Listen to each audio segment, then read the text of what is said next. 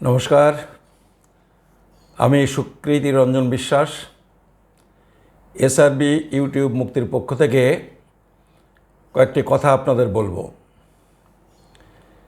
আমি আগের ভিডিওটি করেছিলাম পশ্চিমবঙ্গ সরকারের পঞ্চায়েত দপ্তরে কিছু লোক নিয়োগের ব্যাপারে একটা বিজ্ঞপ্তি জারি করেছে পশ্চিমবঙ্গ সরকার। সেই বিজ্ঞপ্তিতে তারা অন্যান্য বিভিন্ন বিজ্ঞপ্তির মতো বলেছে যে ভারতের নাগরিক যারা তারা এই চাকরির জন্যে আবেদন করতে পারবেন। আসলে এইটা তো একটা চিরাচরিত ঘটনা। সরকারি চাকরির জন্যে ভারতীয় নাগরিকরাই আবেদন করতে পারেন এবং সেই শর্ত বিজ্ঞপ্তিতে বরাবর থাকে। এবার নতুন যেটা হয়েছে সেটা হলো এই যে নাগরিক আপনি বা যিনি আবেদন করবেন তিনি যে নাগরিক, এইটা কি করে প্রমাণ করবেন? এর আগে সাধারণভাবে সবাই প্রমাণ করতেন, ভোটার কার্ড দেখাতেন, আধার কার্ড দেখাতেন, রেশন কার্ড দেখাতেন। কোনো কোনো ক্ষেত্রে এই সমস্ত ডকুমেন্টে যখন অফিসাররা সন্তুষ্ট হতেন না, বলতেন 1971 সালের আগে থেকে বসবাসের প্রমাণপত্র দিন বা 1950 সালের আগে থেকে বসবাসের প্রমাণপত্র দিন। এইসব বিভিন্ন ক্ষেত্রে এনকোয়ারি অফিসাররা দাবি করতেন।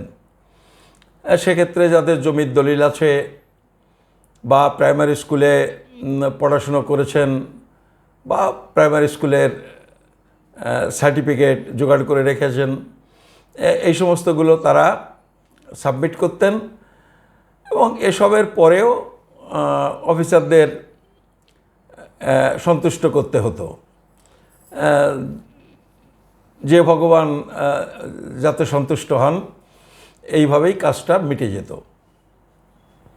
কিন্তু এবার যেটা হয়েছে সেটা হলো একেবারে ক্যাটাগরিক্যালি বলে দিয়েছে যে সংবিধানের অধ্যায় 2, দ্বিতীয় অধ্যায়ে, সংবিধানের দ্বিতীয় অধ্যায়ে এই ভারতবর্ষের নাগরিক কারা, ভারতবর্ষের নাগরিক কারা নয়, এইটা নিয়ে নির্দেশ দেওয়া আছে।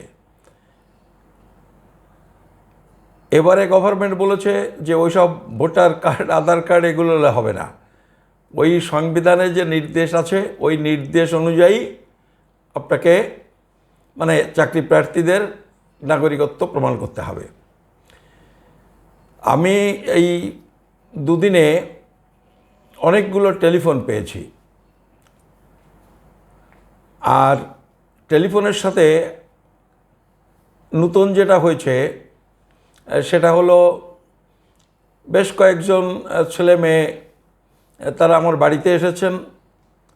তারা এসে এই বিষয়টা জিজ্ঞেস করেছেন এবং তারা বলছেন যে এরকম হলে তো যে কজন এসেছেন তারা কেউই প্রমাণ করতে পারবেন না।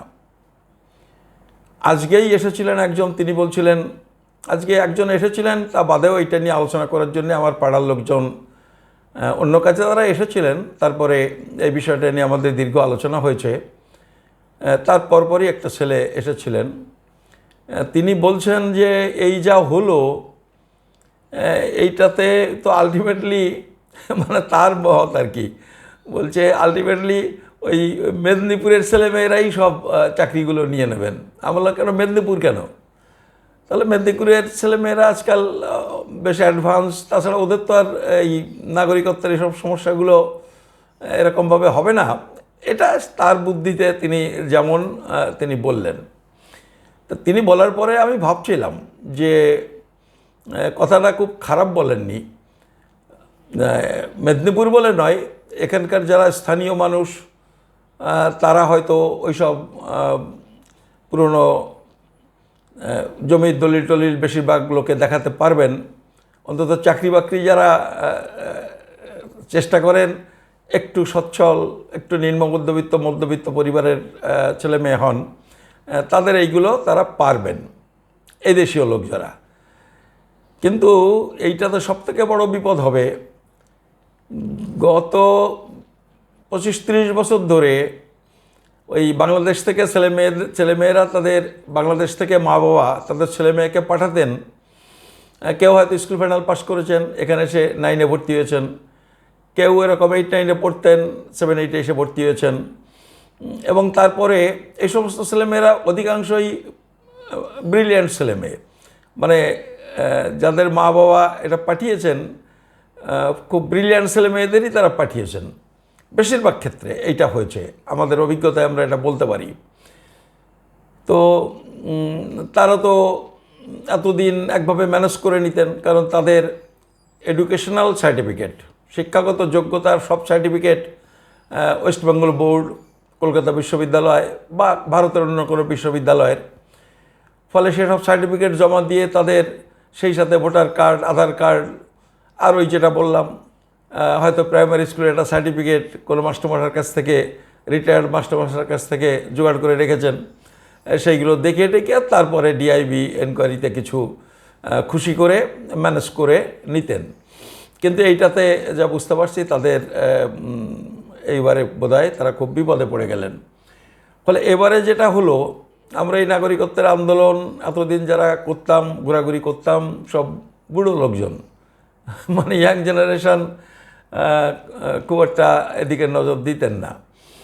তো এইবারে মনে হচ্ছে যে কোপটা সরাসরি এই নতুন প্রজন্মের ঘাড়ে পড়ল। এইটা যেমন একটা খুব আশঙ্কার কথা যে তাদের চাকরি বাকরির ক্ষেত্রে এটা একটা খুব সমস্যা তৈরি হবে। আবার অন্য আরেকটা দিক দিয়ে ভেবে যে এবার যখন তাদের উপরে এই কোপটা পড়ে যাচ্ছে, এবার তারা হয়তো একটু নড়াচড়া করবেন, আর তারা নড়াচড়া করলে, যুবকরা নড়াচড়া করলে যা হয়, সমস্যাটা হয়তো একটা মীমাংসা হবে। ফলে যারা খুব দুশ্চিন্তায় আছেন তাদের জন্য এই কথাগুলো একটু বলে নিলাম। তারপরে আমি আজকে যেটা বলছিলাম, অনেকেই বলছেন যে এইটা বলুন, ওইটা বলুন। তাতে কিছু কিছু মানুষ বলছেন যে এই যে অসীমবাবু, তিনি পূর্ব বর্ধমানে এবার ইলেকশন করছেন লোকসভাতে, নানান রকমের গান বাজছেন। মানে আমি কয়েকদিন আগে বলছিলাম যে একেবারে জোকারের মতো লোকসভা নির্বাচনটাকে আসলে একটা আমাদের দেশে গাজির গান হতো, সে গাজির গানের আসর বানিয়ে ফেলেছেন। কিন্তু নির্বাচনটা লোকসভা নির্বাচন। তো তারা বলছেন যে অসীমবাবুও বলছেন, শান্তনু ঠাকুরও বলছেন। অসীমবাবু মানে ওই লোককবি অসীম সরকার। এরা সব এখন বলছেন যে তাদের সাথে কথা হয়েছে, প্রধানমন্ত্রীর কথা হয়েছে, স্বরাষ্ট্রমন্ত্রীর কথা হয়েছে, তাদের সুকান্ত দার সাথে কথা হয়েছে, বা তাদের দাদা তাদের শুভেন্দু দার সাথে কথা হয়েছে, যে এদের সাথে কথা হয়েছে, ইলেকশনের পরে সব হয়ে যাবে, কিচ্ছু লাগবে না। এটা শান্তনু ঠাকুরও বলছেন তার ওই মতুয়া কার্ড হয়ে গেলে ওইটা দিয়েই দরখাস্ত করলে হয়ে যাবে। তা এটা অবশ্য শান্তনু ঠাকুরের একটা বাড়তি উপার্জনের ব্যবস্থাও এটাতে হয়ে গেছে, গভর্নমেন্ট, কেন্দ্রীয় সরকার এটা করে দিয়েছে। কিন্তু আমি যারা ব্যাপারটা একটু যুক্তি দিয়ে বুঝতে চান তাদের বলি যে ডকুমেন্ট, আমি রুলসের কথা বলছি, রুলসে বলেছে 3টে ক্যাটাগরি করেছে, 1A, 1B, 1C। এখন একটা জায়গাতে আছে ওই যে এফিডেভিটটা হবে, সেখানে একটা ধর্মীয় সংগঠনের একটা সার্টিফিকেট লাগবে। সেই সার্টিফিকেটটার কারণ হলো, দেখুন আইনের সাথে এগুলো কিন্তু সম্পর্কিত, আইন বহির্ভূত বিষয় কিন্তু নয়। মানে কার 19 আইনটা বহির্ভূত নয়, কার 19 আইন বহির্ভূত আসলে রুলস হয় না। আমি সেই জন্য কথাগুলো বলছি। কার 19 আইনে বলেছে যে হিন্দু, বৌদ্ধ, খ্রিস্টান, জৈন, পার্সি, শিখ এই 6টা সম্প্রদায় হলে পরে তারা সুবিধাটা পাবেন, মানে অনুপ্রবেশকারী তকমা থেকে ছাড় পাবেন। 3টে দেশের 6টা সম্প্রদায়, তা আপনি যে 6টা সম্প্রদায়ের একজন, তার প্রমাণটা কি? তার তো একটা প্রমাণ লাগবে। ওই সেই প্রমাণের কথা কিন্তু বলছে একটা ধর্মীয় সংগঠন। এখন ধর্মীয় সংগঠন একটা সার্টিফিকেট দেবে, এটা বিজেপির তো একটা সুবিধা হচ্ছে, অনেকে আছেন যারা এইসব ধর্মের কাছে কম যান, ওরা একটু হিন্দু ধর্ম করেন, ফলে সেখানে আপনাকে একটা মুসলেখা দেওয়ার একটা সুবিধা করে নিয়েছে। তারা এখন কি চাইবে না চাইবে, কি কন্ডিশন দেবে যে এইটা হলে আমি সার্টিফিকেট দেব, সে তো আমরা জানি না। সে সংগঠন তো যার যার সংগঠন, সে যেমনভাবে, এটা তো গভর্নমেন্টের কোনো নিয়ন্ত্রণ নেই। সে পয়সার বিনিময়ে দেবে না, সে বলবে আমাদের মেম্বার হও, না বলবে তুমি ধর্ম মানো না, আমরা তোমাকে সার্টিফিকেট দিতে পারবো না। এসব আমরা জানি না, এসব সম্ভাবনাগুলো আমি আপনাকে বলছি। তো সেইটা একটু সরলীকৃত হতে পারে, 5টা সংগঠনের জায়গায় 10টা সংগঠনের কাছ থেকে সার্টিফিকেট আনা যায়, এসব হতে পারে। কিন্তু কথা হলো যে ক্যাটাগরি 3টে ভাগ করেছে, যে আপনি বাংলাদেশে বসবাস করতেন, বাংলাদেশের নাগরিক ছিলেন, তার জন্য যে 9টা, এই তার মধ্যে তো এই ধর্মের সার্টিফিকেট দিলে কাজ হবে না। এই ধর্মের সার্টিফিকেটের কাজটা হবে ওই 1C-তে যেটা আছে, এপিডেভিটের সাথে যেটা দেওয়ার ব্যাপার আছে। কিন্তু 1A-তে হতে পারে 9টার জায়গায় এরপরে আরেকটা রুলস জারি হলো। আরেকটা রুলস জারি হলো মানে বিজেপি ক্ষমতায় আসলে তারপরে না, কিন্তু বিজেপি ক্ষমতায় আসছে আবার 24 সালে, তার কি নিশ্চয়তা আছে? অসীমবাবু বলবেন যে 400 পার, শান্তনু বলবেন 400 পার, আবার মমতা ব্যানার্জি কিন্তু বলছেন আগে 200 পার করুক। বলছে তো এই সমস্ত কথা। যেমন আমার যেমন মনে হচ্ছে যে 250 অতিক্রম করতে পারবে না, মানে সেটা পারবে না হাত গুনে আমি বলছি না, তারা যেভাবে বিরোধীদের আটকানোর চেষ্টা করছে নানা কি বলবো অনৈতিক পথে, কংগ্রেসের অ্যাকাউন্টগুলো ফ্রিজ করে দিচ্ছে যাতে টাকা তুলতে না পারে, যাকে তাকে অ্যারেস্ট করছে। আমি বলছি না যে এদের বিরুদ্ধে কোনো দুর্নীতির অভিযোগ নেই বা তারা দুর্নীতি করেছে বলছি না, করেনিও বলছি না, কিন্তু কথা হলো ঠিক ইলেকশনের আগে যখন আটকাচ্ছে তখন তো মনে হচ্ছে একটু নার্ভ ফেল করার একটা ব্যাপার বিজেপির আছে। ফলে আমি যেটা বলছিলাম সেটা হলো আবার ক্ষমতায় আসলে না সরলীকৃত করার প্রশ্ন, কিন্তু যে উদ্বাস্তুরা এই যে চাকরি যেটা ওয়েস্ট বেঙ্গল গভর্নমেন্ট বিজ্ঞপ্তি জারি করেছে, তা সেই বিজ্ঞপ্তি জারি করে কি ওপেন রাখবে যে অসীমবাবু শান্তনুবাবুর সাথে কবে কথা হয়েছে সেটা সরলীকৃত হবে, তারপরে সে নাগরিক সার্টিফিকেট পাবে, তারপরে এই চাকরিটার জন্য দরখাস্ত করতে পারবে? কি এটা কি হবে? গত 4.5 বছরেও এরকম অনেক হয়েছে। এই 4.5 বছর যে তারা রুলসটা বের না করে বসে আছে, তার মধ্যে এরকম বহু লোকের ভোগান্তি, এই ভোগান্তির মাসুলটা কে দেবে? আর 4.5 বছরই বা বলি কেন, সেই যে কাছারি ময়দানে বলেছিল, বারাসাতের কাছারি ময়দান, বা ওই যে কৃষ্ণনগরের ময়দানে বলেছিল, সেটা তো 10 বছর হয়ে গেছে। তো এই 10 বছরের মধ্যে কত ছেলে মেয়ে চাকরির জন্যে, অনেকের হয়তো বয়স শেষ হয়ে গেছে। তো এই যে ব্যাপারটা, এগুলো কি কোনো ব্যাপার নয়? সময় কি কোনো বিষয় নয়? 4.5 বছর বসে একটা রুলস তৈরি করলো, তারপরে বলছেন তার এখানে পাল্টাতে হবে সেখানে পাল্টাতে হবে।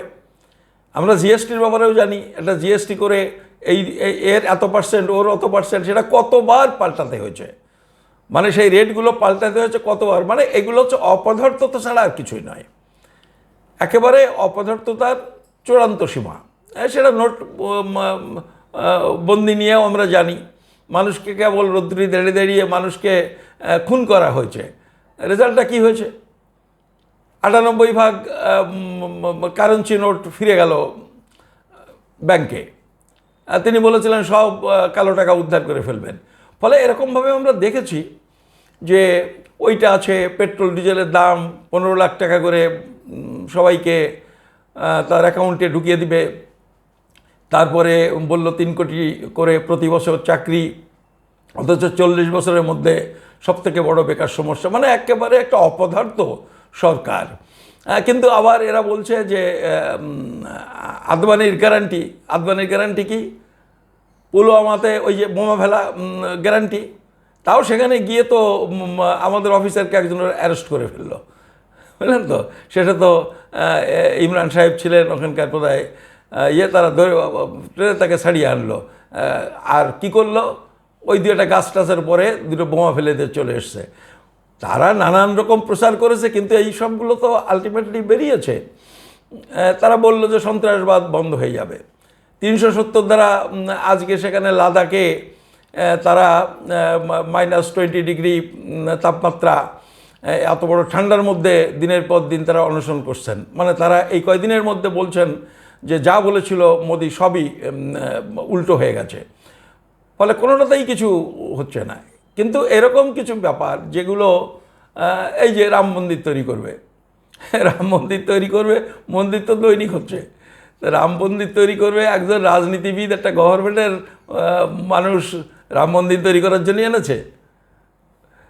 মানে এই যেগুলো মানে আমাদের দেশে বলে আকাজ, সে আকাজগুলো গ্যারান্টি দিয়ে করতে পারেন, কাজের কাজগুলোতে কিন্তু গোল্লা। তো এই যে সব বিষয়গুলো আছে, ফলে কথা দিয়েছে।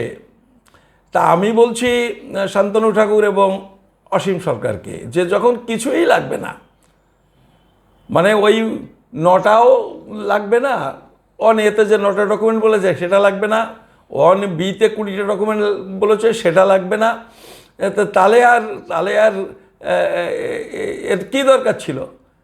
সোজাসুজি তো বলতে পারতেন, বা এখনও বলতে পারেন যে 2014 সালের 31শে ডিসেম্বরের আগে যারা ভারতে এসেছেন তারা ওই ধরুন 20টা ডকুমেন্ট, যেটা বলেছে যে 14-র আগে এসেছেন কি আসেননি, যাতে প্রমাণ হবে যে তার একটা ডকুমেন্ট দিলে তিনি ভারতের নাগরিক।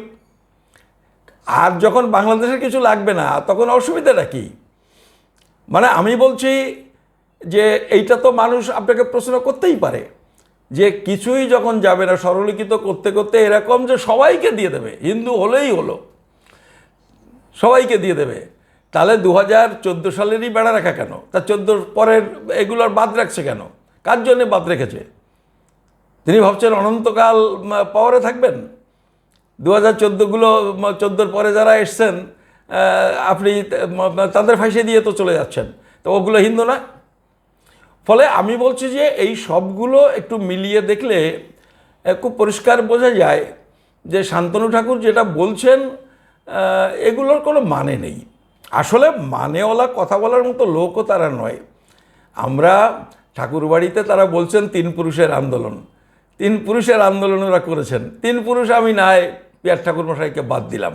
পিয়ার ঠাকুর মশাইয়ের কিছু অবদান এসব ব্যাপারে, সে অনেক আগের বিষয় ছিল। আমি স্বাধীনতা সময়ের কথাবার্তা বলছি, কিছু কথাবার্তা তিনি বলেছিলেন, আমরা তার যেটুকু অবদান ছিল আমরা অস্বীকার করছি না। কিন্তু তার বাবা আসলে কি সেটা তো অসীম সরকারের থেকে আর কেউ বলেনি। অসীম সরকার বলেনি,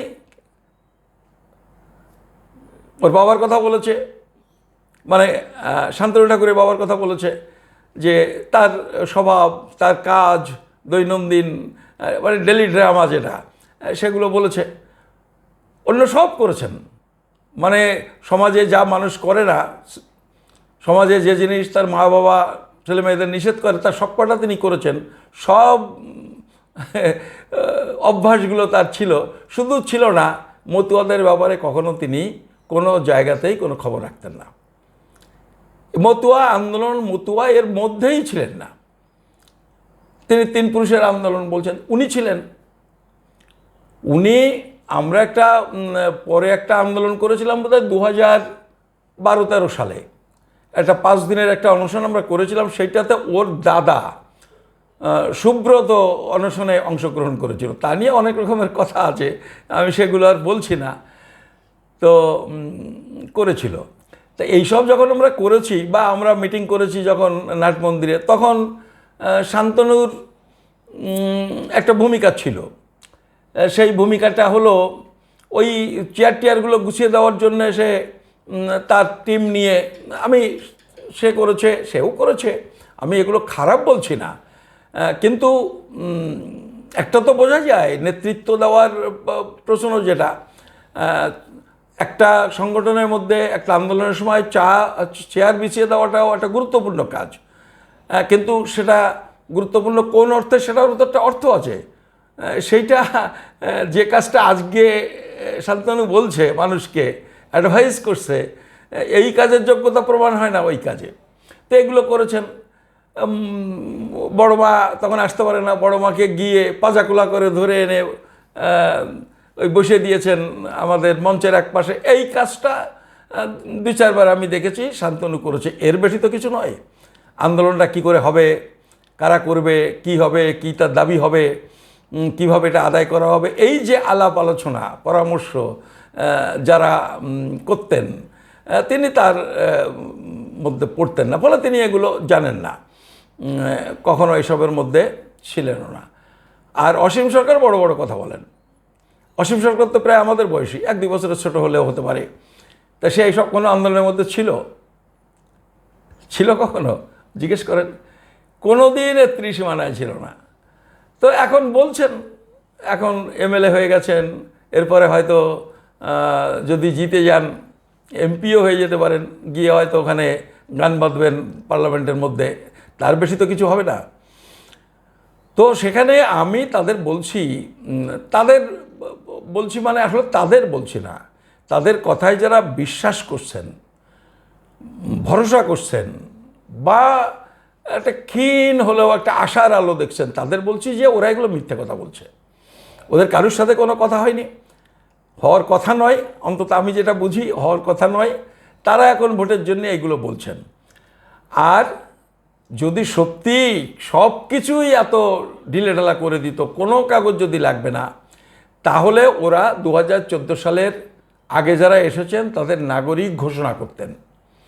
কেউ বলতে পারেন যে সুকৃতিবাবু আপনি তো বলছেন বাইরে থেকে আসলে তাদের আবেদন করে নাগরিক হতে হবে, এইটাই হচ্ছে কনস্টিটিউশন।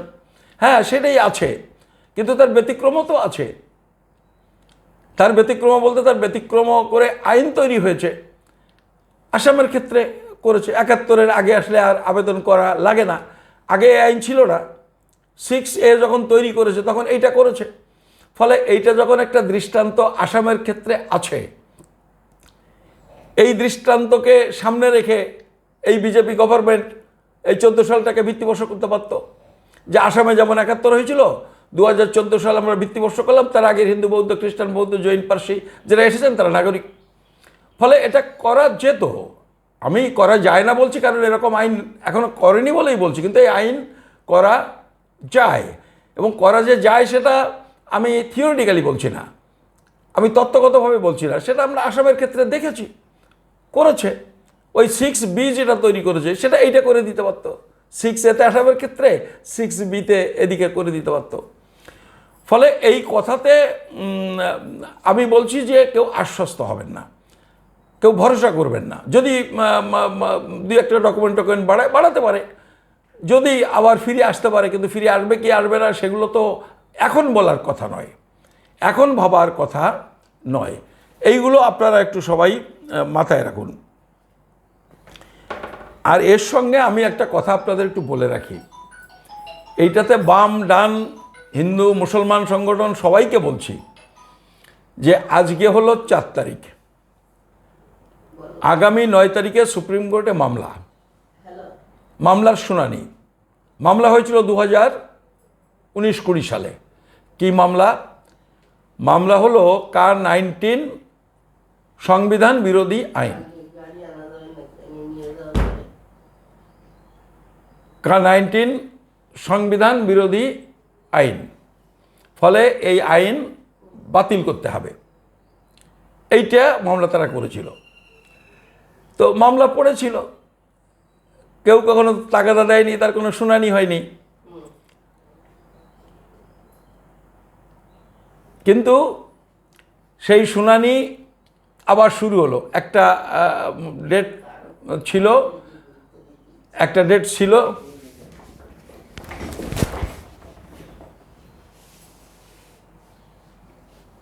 একটা ডেট ছিল আবার সেদিন বলেছিল গভর্নমেন্টের কি বক্তব্য আছে সেটা বলতে, যে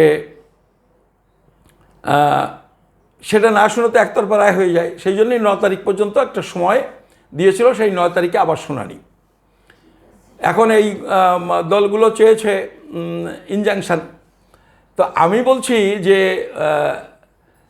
বিরোধীদের বলছি যে এই আইনটা তো উদ্বাস্তুদের নাগরিকত্ব দেওয়ার জন্যে, উদ্বাস্তুদের নাগরিকত্ব দেওয়ার জন্যে। তো ধরুন আপনারা মামলা করলেন, সুপ্রিম কোর্ট রায় দিয়ে দিল যে এ আইন সংবিধান বিরোধী। আমি ধরে নিচ্ছি, যদিও আমার বিশ্লেষণ এরকম কিছু না হওয়ার সম্ভাবনা বেশি, তা আমি ধরে নিলাম তর্কের খাতিরে যে বিরোধীরা, বিজেপি বিরোধীরা যে আবেদনটা করেছে সেইটাই সুপ্রিম কোর্ট মেনে নিল। মেনে নিতে পারে এই কারণে যে এটার একটা পলিটিক্যাল ইম্প্যাক্ট আছে, কারণ বিজেপি খুব বিপদে পড়ে গেছে। যে সুবিধাটা পেতে চেয়েছিল K-19 থেকে, K-19-এর রুলস থেকে, সেটা বুমেরাং হয়ে গেছে, মানে উল্টো হয়ে গেছে, তাদের বিরুদ্ধে চলে গেছে। এখন এই ইনজেকশন দেওয়ার ক্ষেত্রে যদি সরকার পক্ষ খুব আপত্তি না করেন, ইনজেকশন হয়ে যেতে পারে। আর ইনজেকশন যখনই হয়ে যাবে তখন তো তারা ভোটারের কাছে গিয়ে বলবে আমরা দিতে চেয়েছিলাম উদ্বাস্তুদের নাগরিকত্ব, এই দেখো মুসলিম লীগ, SDPI, কংগ্রেস দল মানে কংগ্রেসের আসাম প্রদেশ কংগ্রেস, তারা মামলা করেছে, তারা মামলার পার্টি আছে। জয়রাম রমেশ কংগ্রেসের বড় নেতা, তিনি পার্টি আছেন। তারপর বামেরা সুপ্রিম কোর্টে ওই কেরল গভর্নমেন্ট, তারাও পার্টি আছে। তারা গিয়ে বলবে এদের জন্য আমরা দিতে পারলাম না। ফলে তার যে বিপদটা হয়েছে, এই বিপদ তো কেটে গেল, উল্টে অ্যাডভান্টেজটা পেয়ে গেল। এই নির্বাচনে হয়তো সেটা হয়ে যেতে পারে। আর এই সুবিধার জন্যই হয়তো সুপ্রিম কোর্টে সলিসিটর জেনারেল ইনজাংশনে আপত্তি বিশেষ করলেন না, মানে বলছি এমনটা হলেও হতে পারে। তা আমি এক্ষেত্রে আমি বিরোধীদের বলছি যারা কেস করেছেন, ধরুন আপনারা জিতে গেলেন, ইনজাংশন পেয়ে গেলেন বা ওই আইন বাতিল হয়ে গেল, তা আপনাদের উদ্বাস্তুদের সমস্যা নিয়ে আপনাদের বার্তাটা কি? আপনারা কি মামলায় বলেছেন যে ওই আইনটা বাতিল করে এইরকম একটা আইন তৈরি করতে হবে? সেইটা কি আপনারা বলেছেন? বা পার্লামেন্টে যখন K-19 হয়েছিল তখন আপনারা বলেছেন যে বাতিল করো, কিন্তু তার পাশাপাশি কি বলেছেন যে এইরকম না, এই সংশোধনী এরকমভাবে আইনটা হোক যাতে উদ্বাস্তুদের নাগরিকত্ব হয়, আবার মুসলমানরা হার্ট না হয়? আপনারা তো তা করেননি। ফলে এই যে কাজটা হচ্ছে, এটা তো উদ্বাস্তুরা, এই ব্যাপারে একটা দিক হচ্ছে যে এই আইনে উদ্বাস্তুরা নাগরিকত্ব পাবেন না, সেটা মোটামুটি উদ্বাস্তুরা বুঝে গেছেন। কিন্তু তা সত্ত্বেও এই আইনটা বাতিল হয়ে গেলে তারা কিন্তু আবার অনুপ্রবেশকারী যে তকমাটা তাদের উপর ছিল, এখন তো 2014 আগে যারা এসেছেন তারা আর অনুপ্রবেশকারী নয়, তো সেই তকমাটা যদি চলে যায় তাতে উদ্বাস্তু মানুষের বিপদ হতে পারে। আর বিপদ যদি নাও হয়, আমি ধরে নিলাম বিপদ কিছু হলো না, মানে গভর্নমেন্ট তেমন কিছু করলেন না, দিদি বলছেন আমি যতদিন আছি, তা উনি যতদিন আছে বিপদ হলো না, কিন্তু তকমাটা তো চলে গেল, মানে তকমাটা রয়ে গেল, আবার তকমাটা ফিরে এলো যে তারা অনুপ্রবেশকারী, এই ব্যাপারটা হলো। তা এই ব্যাপারে আপনাদের বক্তব্য কী? ফলে আপনারা যদি এইটা কিছু না বলেন, না বলে আপনারা বিজেপির বিরোধিতা করতে চাইছেন, এই ব্যাপারে আমার কোনো সন্দেহ নেই, কিন্তু আসলে কার্যত তো সেই কালিদাসের মতো গাছের ডাল কাটা হয়ে যাচ্ছে, ডালের ওপাশে বসে এই পাশে কাটছেন।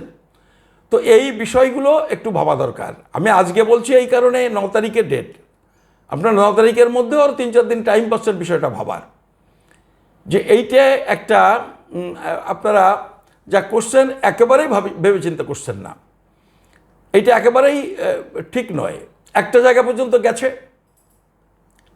নাগরিকত্ব হবে না আমরা জানি, কিন্তু অনুপ্রবেশকারী তকমা কিছু লোকের গেছে 2014 আগে পর্যন্ত যারা এসেছেন।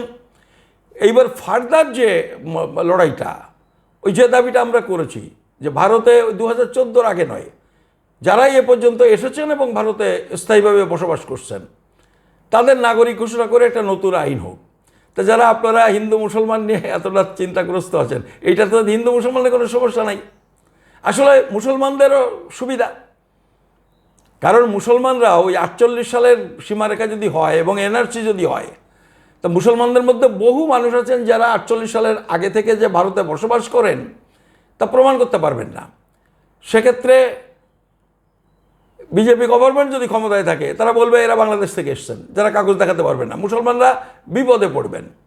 এটা আদিবাসীদের ক্ষেত্রে হবে, বাউরিবাগদিদের ক্ষেত্রে হবে, এখানকার স্থানীয় মানুষ সবার ক্ষেত্রে হবে। কোনো সম্প্রদায়ের বেশি হবে, কোনো সম্প্রদায়ের কম হবে। ওই যে কথাটা বলছেন বিশেষ করে বামপন্থীরা, যে যত গরিব তার তত কাগজ কম, ফলে গরিব যারা, নিরক্ষর যারা, তারা বেশি সমস্যায় পড়বেন। এইটা ঘটবে। ফলে যে পর্যন্ত হয়েছে এইটাকে আর উল্টানোর চেষ্টা না করে যেটুকু সুবিধে হয়েছে, এর পরের যে দাবি, সেই দাবিটাকে সামনে নিয়ে লড়াইটা করা দরকার। যদিও শেষ পর্যন্ত বামপন্থীরা, আমি বামপন্থীরা সিপিএমের কথা বলছি, সিপিএম এই দাবিতে একমত হয়েছেন।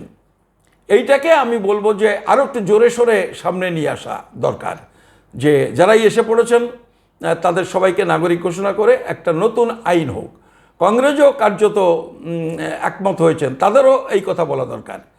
কিন্তু আমার মনে হচ্ছে এই বিষয়টাতে অন্য বিষয় যতটা মনোযোগ দেওয়া হচ্ছে, এই বিষয়টায় ততটাই নেগলেক্ট হচ্ছে, এবং সেই জন্যে বিষয়টা কোনো জায়গায় যাচ্ছে না। এবং ভোটাররাও কিন্তু বিভ্রান্ত।